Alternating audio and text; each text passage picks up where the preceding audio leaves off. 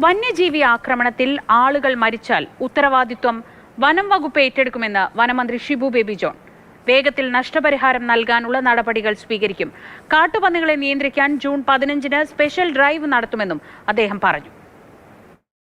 2000-ൽ പരം കിലോമീറ്ററാണ് സോളാർ വേലി സ്ഥാപിച്ചിട്ടുള്ളത്.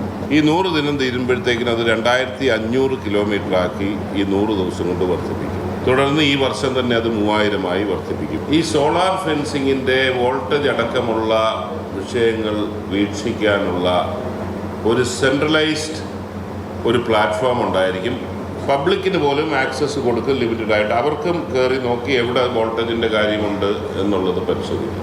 20 സ്ക്വയർ കിലോമീറ്റർ ടെറിട്ടറി വേണ്ടിയ സ്ഥാനത്ത് വയനാട് കേവലം 4 സ്ക്വയർ കിലോമീറ്റർ മാത്രമേ ഉള്ളൂ ഒരു ടൈഗറിന് ഇപ്പോൾ ഉള്ള സ്പേസ്.